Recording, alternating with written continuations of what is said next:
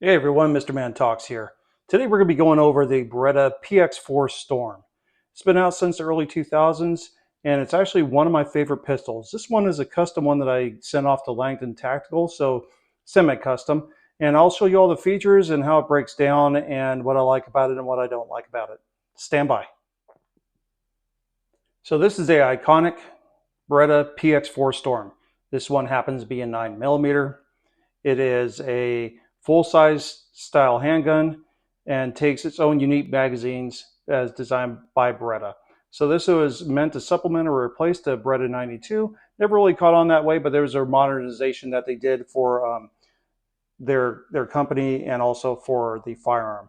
So as you can see, this one doesn't look like one that you would normally get from the factory.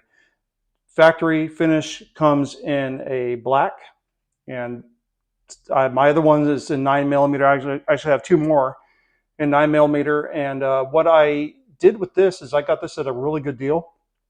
It was a former range gun at the gun range that I go to, and it was pretty beat up on the slide, but overall the frame looks pretty nice, pretty new.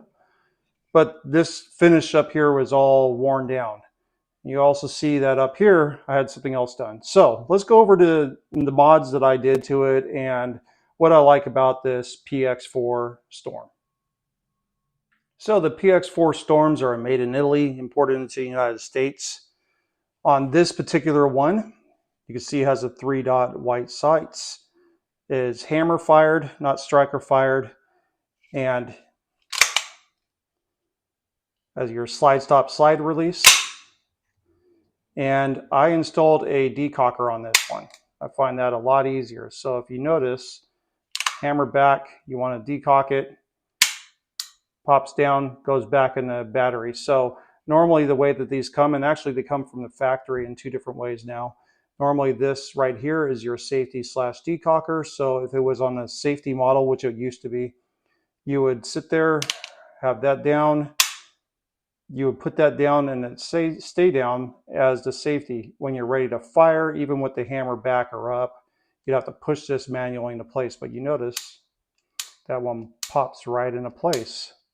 That is the G-style decocker. So it is reliant on a double action pull to get it to fire. Cycles, locks back, reset, and again, fire, cycles, reset, you're done firing. Drop the hammer just like that. What I ended up doing, because this was such a good deal for me, I ended up sending this off to Langdon Tactical. It cost a little bit more than I wanted to get this done, but this is their flat dark earth color. They reuse my parts. These right here, they installed the safety decocker that I requested. I think the hammer is original. I didn't really change out too much, but I had the barrel cut flush. So let's take this apart and take a look at the work that was done. So as you can see, the work was done in pretty much in here. With the lower, with the frame, I don't think I had anything done except for I ordered the trigger bar that they sell at Langdon Tactical. I installed it myself. It actually helps a lot with the trigger reset. A little bit with the double action, but as far as the trigger reset and the smoothness of the operation, I really enjoyed that. That was actually a pretty good upgrade for like 70 bucks. Let's set this aside. Let's take a look at the slide. Slide work. Really, all I asked them to do was replace all the internals, which they did. I've shot it very little since I got it back, but it does shoot pretty good. They didn't have the sights that I wanted, so I just had them reinstall the sights that it came with. But they popped all this off, put their finish on it, their Cerakote, I believe, and replaced all the internals. You can see how that looks. Hopefully I'll have some pictures of the before and after. This isn't my first gun that I sent off to them, by the way. The locking block, I just had them reuse the locking block. Same with the spring that I had.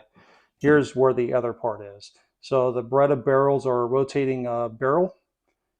You can see where it interfaces with the locking block. They are chrome lined, and you notice that this is a little bit shorter than a normal barrel if you're familiar with these type of firearms. So normally the barrel will extend just a little bit past the slide. Well, in this case, I wanted to sit there. It was an old range gun, so I wanted them to clean up the crown on this. So I said, okay, why not just have it cut down, which they were able to do. And I actually like the look of it. It's a little tight fitting into here, and sometimes it takes a little bit of manipulation to get it to slide right in. The longer barrel isn't so much of a problem, but once this is in there, it operates, functions the way it's supposed to. Now, I'm actually really pleased with the way it turned out. So let's get this thing back together and cover the rest of the stuff that we have going on with it, and close it out from there. So now that it's back together, you see it moves, functions, operates the way it's supposed to. Really like it. I had to add this little bit of grip. This is the rubberized grip. I think next time I'll go with the sandpaper, but it provides a lot more texture than the original grip did. The original grip was pretty much smooth like this up here, and you couldn't really get a good purchase on it. This one helps. It's the rubberized version from Talon Grips. I think next time I'll go with more of a sandpapery type grip. The other thing that I did do to this, that I took care of with this, is I installed an oversized mag release, which I really, really like. The other one is small, and what you do is you order the mag release kit from Beretta or from Langdon if they have it in stock. You can install this just by pushing out the other one, putting this one in. It works pretty easily. It's easier for my hands when I'm holding it to do a one-hand manipulation instead of, it was a smaller button and I didn't really care for that, but you could change it out any way that you want. I think they also sell a upgraded lower profile slide release, slide stop, which didn't really bother me. I did like this lower profile decocker slash not safety. But overall, I really like this handgun, really like the firearm, really like the work that I had done on it. This is compared to the new Beretta that they released. It's the heavy barrel model. And you can see right here where I was talking about with the barrel earlier, it comes out a little bit past. I didn't have any work done on this one at all. I think I installed a trigger bar on this one, but you can see there's a little bit of difference. This is their new upgraded PX4 Storm, and I'll be doing a review on this here pretty soon. Thanks for watching. If you have any questions, please leave them down below, and I hope to see you again soon.